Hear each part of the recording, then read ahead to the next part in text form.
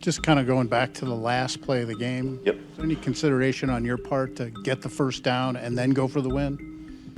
Yeah, I mean we had a good play call on. Went to Cortland there. Made a good play. We were ready. I was ready to move around if I needed to.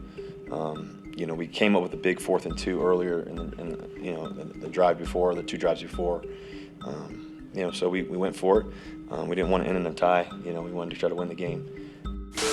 That belief is a powerful thing, and that's what I'm going to keep believing in.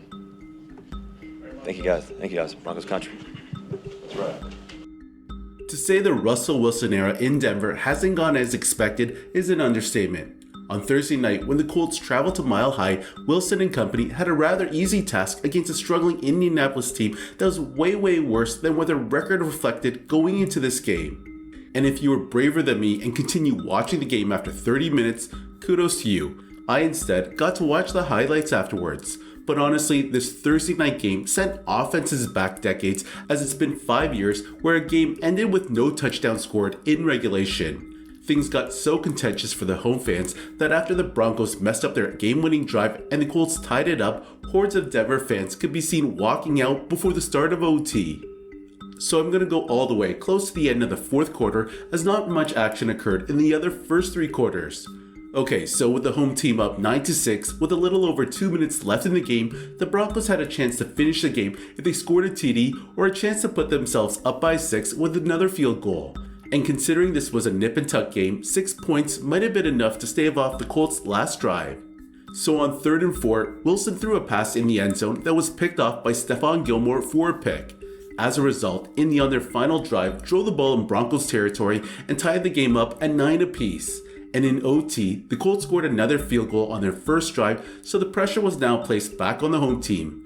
Russ got the offense rolling after connecting on a 37-yard pass to Jerry Jeudy, so after a few plays and now on 4th and 1, Wilson was in a familiar spot.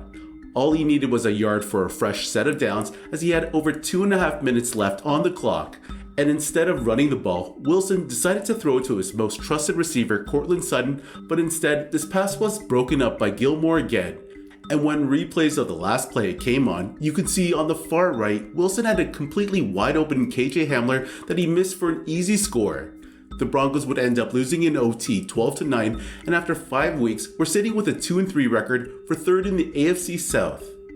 And following this game, things got much worse as the home fans now began booing the star QB. The boos could be heard even on the last drive, as Russ was missing and throwing the ball over the head of receivers. Guys, this was a team prior to the start of the season that had Super Bowl aspirations, and while it's only been 5 games, it doesn't look too good for Russell Wilson.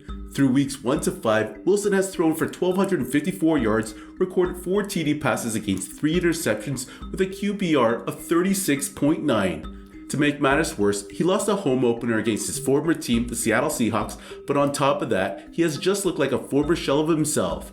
Russ, for the last 10 years, was arguably a top 5 quarterback in the league and boasted an impressive resume that he built in Seattle. He led the Seahawks to the playoffs in 8 of his 10 seasons, and during the post-Legion of Boom era, single-handedly kept the team in games week in and week out.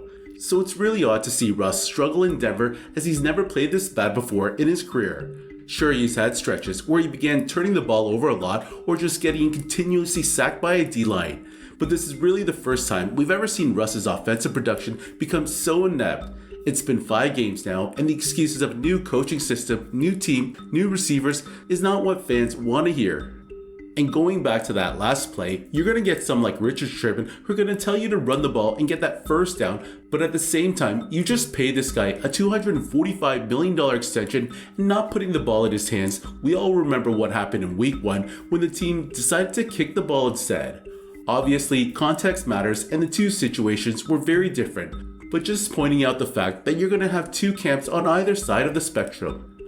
Furthermore, compounding this whole Russell Wilson situation is the fact that the Seattle Seahawks under Geno Smith have looked like they haven't missed Russ one bit.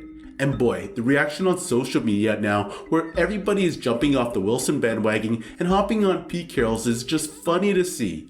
There's just been a ton of memes going around Twitter exasperating the whole situation, especially after how Russ decided to throw the ball rather than run on the last play. digging up old memories of Super Bowl 49. Anyways, going back to Geno Smith, who has led the Seahawks to a 2-2 record and just recently named NFC Offensive Player of the Week, the former backup actually has outperformed Russell Wilson by a lot. And it's not even close. Through 4 games, Geno has an incredible 77.3 completion percentage, 1,037 passing yards, 6 passing touchdowns to 2 interceptions, and a QBR of 62.8.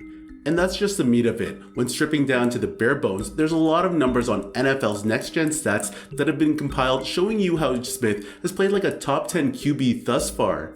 And yeah, I understand it's only been 4 games, but it is what it is. Anyways, that being said, I wonder if those in Seattle regret ever making that trade with Denver, and curious to see how this all pans out at the end of the 2022 season.